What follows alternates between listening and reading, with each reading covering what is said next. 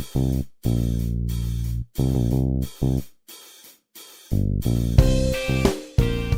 we're back on Another Good Eye podcast. I'm Jay Smack, and I'm very, very pleased and excited to have back my good friend Mindy Conklin, who founded HCB2, which is Hitting Cancer Below the Belt. Mindy, I'm sure you remember a few years ago, really right after I started this podcast, as an attempt to just put positivity out into the universe. At the time, it was kind of, I don't want to say we were at the beginning of a lot of divisiveness, because it still exists today, but we really kind of leaned into it, and I was like, oh, the noise, let me put something positive out there. And you were one of my very first guests, which was exciting and very cool, and you represent a cause that is close to my heart, as I have had experience with colorectal cancer in my family. So why don't you start by introducing yourself to people who may not be familiar with your cause and your mission and your organization and how it brought you to this point today, and then we'll get into some more stuff about HCB2.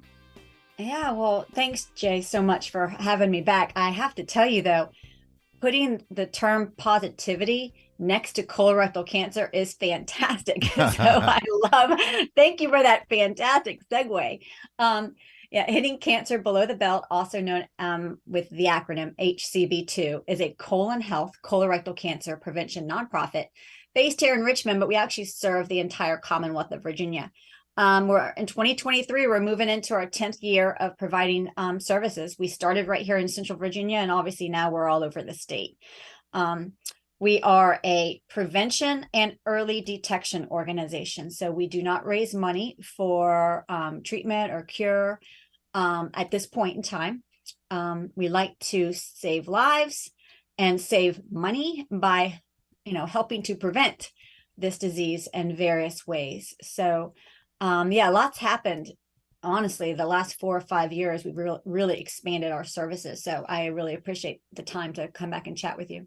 Yeah, absolutely. There was a specific thing that spurred my attention that made me say, I got to reach out to Mindy. But before we get to that, you mentioned the positivity in colorectal cancer. Obviously, the positivity therein is one embracing one's own health journey and putting good news out into the universe. And a lot of people, understandably so, I guess, at least from a not wanting to absorb bad news, avoid looking deeper into their awareness or their health journey rather than arm themselves with information that can benefit them. And I really can't think of any more perfect symbol for that than getting screened. I had it on my father's side in my family, so I started getting screened early, and we were talking before we started recording. Talk a little bit about how easy it is to get out in front of any potential problems when it comes to colorectal cancer. Well, you know what? I think that we're really good as a species to kind of put our head in the sand and ignore a lot of things, right? So, however, there's that always darkness, and maybe heaviness is the better word. Heaviness that happens when we continue to ignore, whether it's signs, symptoms, or even debt. My gosh, for years I didn't want to look at actually how much debt I had. I finally looked at it and then totally felt empowered, right? When you look at it, you go, wow, I can do something about this. The same thing with your health. Once you actually look at it, right? And that takes courage. Take a look at how you are moving through life. How are you eating? How are you sleeping? How are you breathing, right? How are you moving? Are you moving too much? Too much exercise? Are you doing too little? Once you actually take a look at it, there brings a lot of power to your life, because then you get to choose what you want to do about it. And so it's the same thing with colorectal cancer screening. Once you actually just take a look at it and learn the actual facts, today's facts, not facts 30 years ago, today's facts, it's really easy to go ahead and take that simple step, where it might just be starting to pay attention about your bathroom habits, what's going on. And I know we can dive a little deeper into that if you want to.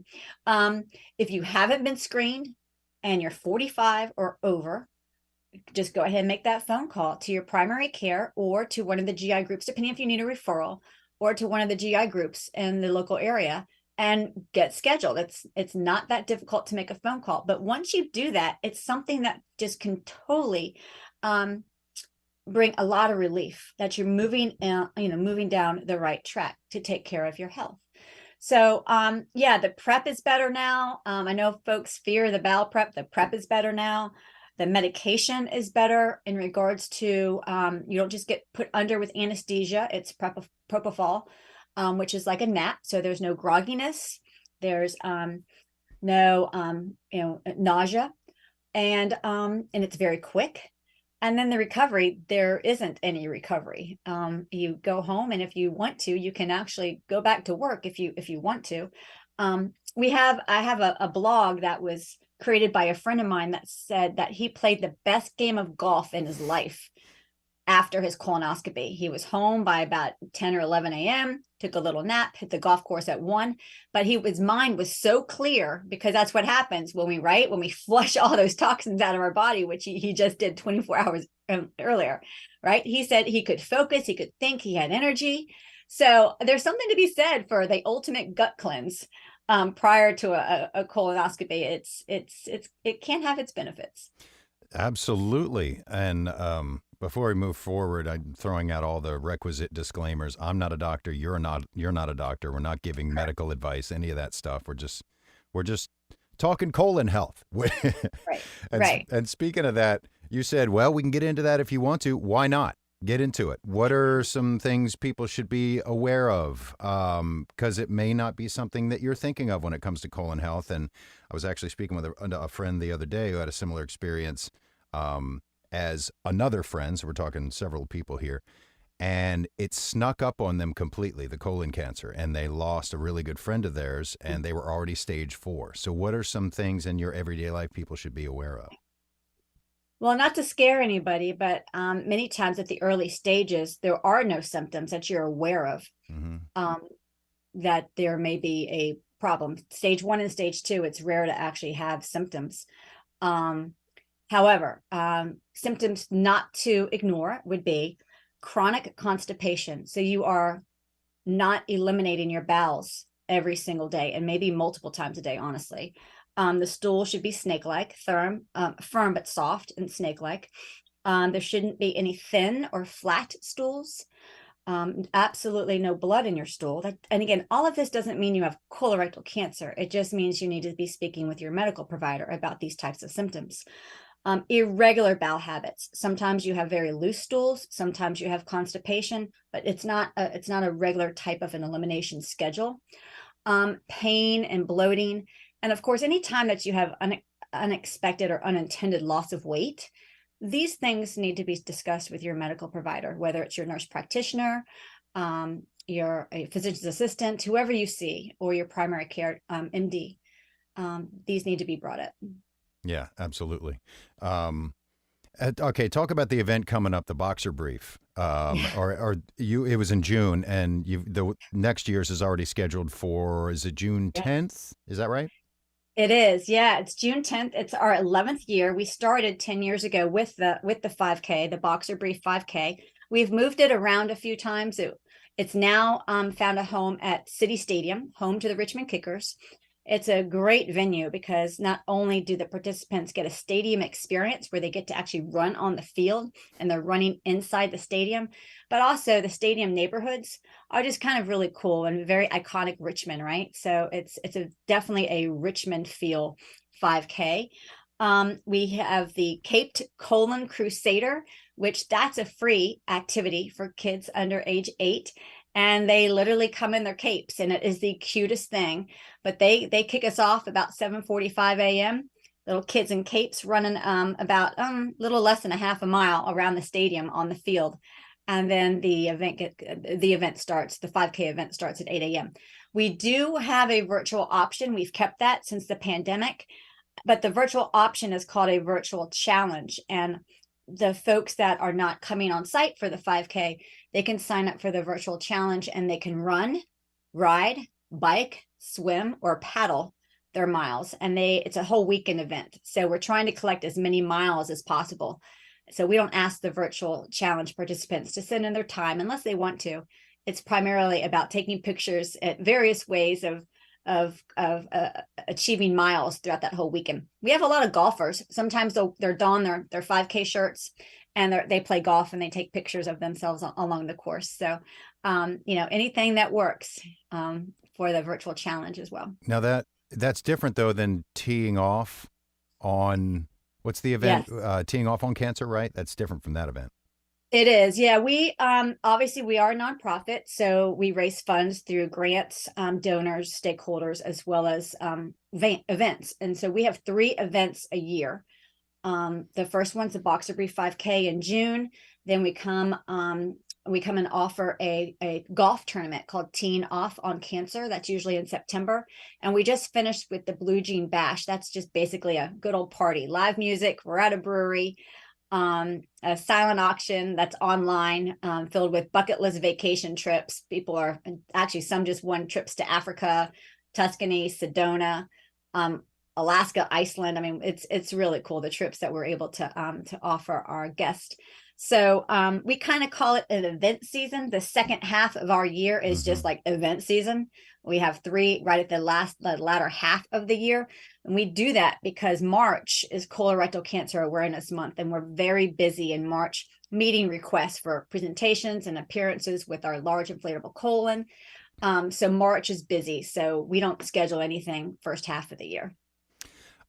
You mentioned a little while ago the attention to internal health and colon health and all that and things to look out for. It's definitely part of a holistic approach to health that a lot of people just don't think of. And not because they don't want to. It's just most people think of weight or arthritis or heart health, various cancers, but it just doesn't pop up. It is a holistic approach to total wellness. And you have a board of an advisory board, and they're all holistic professionals and doctors. How's Dr. Jensky? Is he still involved? And Dr. Jamie? I mean, it's been a while since I've talked to you. Yeah, they're definitely still involved. Actually, Yeah. Dr. Jensky has teamed up with Dr. Aaron Hartman, and they just opened their own practice as Richmond Integrative Medicine, and they're fantastic. And Dr. Christian Jensky is still on our advisory council. Thank goodness. And then, Dr. Jamie McLaughlin, he is a licensed acupuncturist, and he's fantastic. I just actually spoke with him today. And then we've got, we have a physical therapist, Megan Varner, who's now moved into health coaching. We have a breathwork professional. We've got some folks that sit on the Richmond Academy of Medicine's Access Now board, which help us contact the free clinics, because one of our large services is we actually fund colorectal cancer screening programs across the state. And so right now we're up to 11 medical clinics that now have a colorectal cancer screening program because of HCB2. And so we've got contacts on the advisory council that help us stay in touch with other clinics too, to continue to expand that mission. But I actually just met Erica Porter. She was a women's wrestler in early 2000s. Her name is Jungle Girl. And she just had a brilliant event here last weekend. And she's got a foundation that talks a lot about what we talk about, which is fighting right. If we're going to fight cancer, let's fight the right way, which again is that holistic approach. It brings in the power of exercise, even through treatment. It's so important to be moving through exercise. And Erica is now a certified cancer exercise specialist. And so we'll be able to refer patients to her, since she has this information and knowledge about actually how to work with cancer patients, because it's quite different than someone else that's typically not challenged with that disease.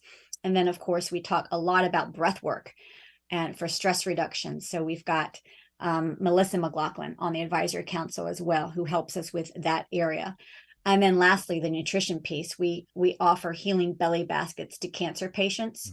We actually deliver these baskets. It's free of charge. So numerous people on the advisory council help us with the nutrition information that we're giving to cancer patients. So you're right.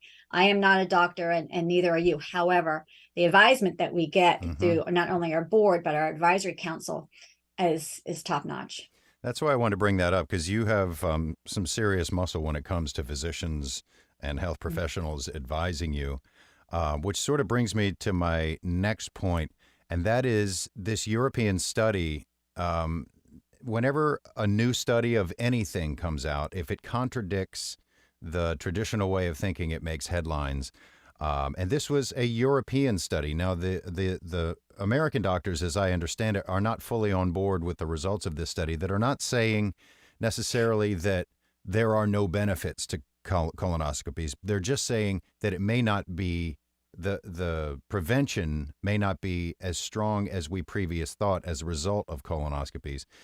Do you have thoughts on that? Again, not being a physician, and whether that could harm messaging, because we were talking again before we started recording, and any attention to a health issue, especially as part of a holistic approach, has got to be beneficial. Now, this study is not saying it's not beneficial. They're just saying it may not be as effective as we thought previously. Any thoughts on that?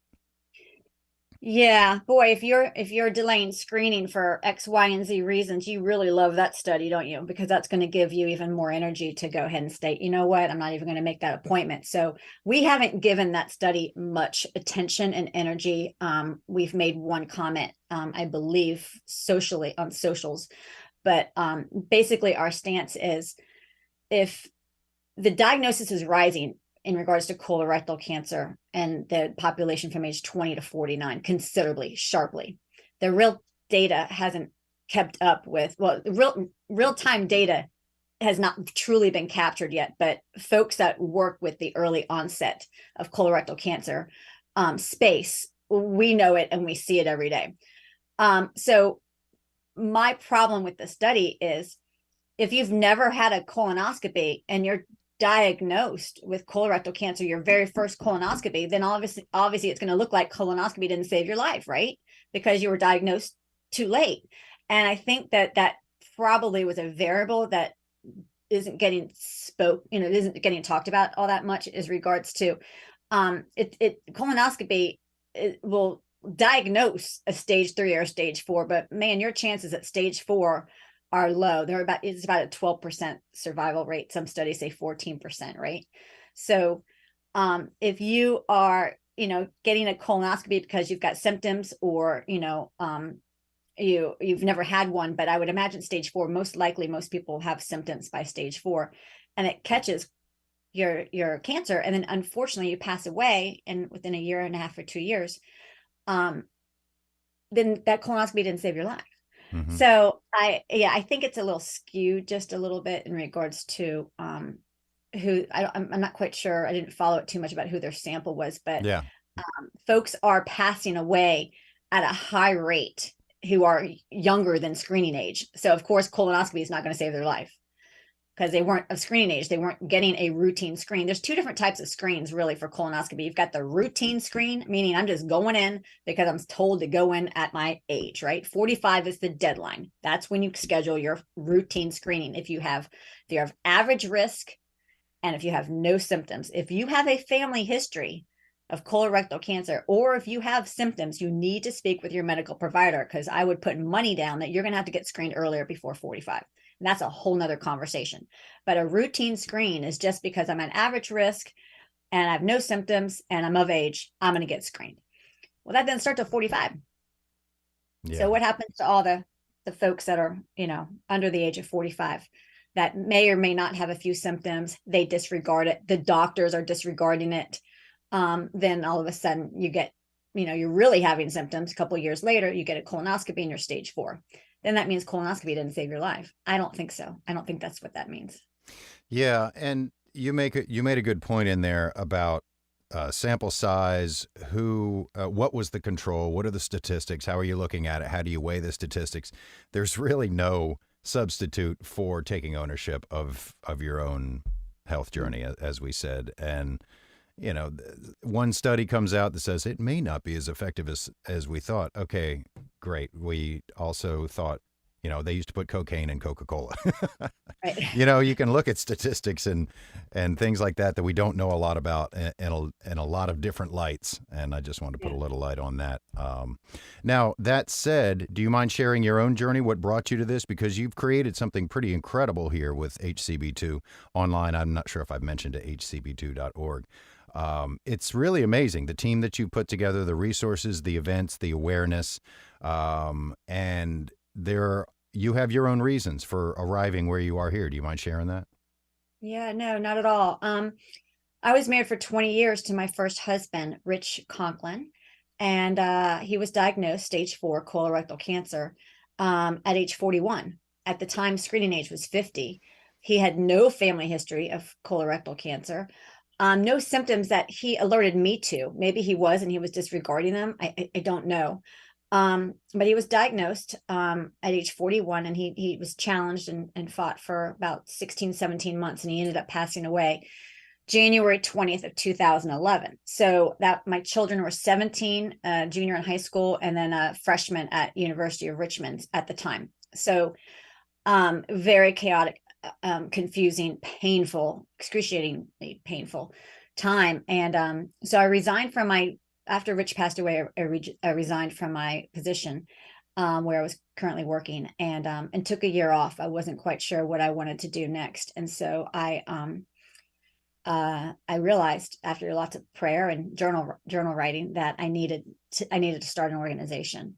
And Rich wanted to do this. Actually, one of the letters that he wrote me, he didn't talk too much about his disease. That was one thing that was challenging between the two of us.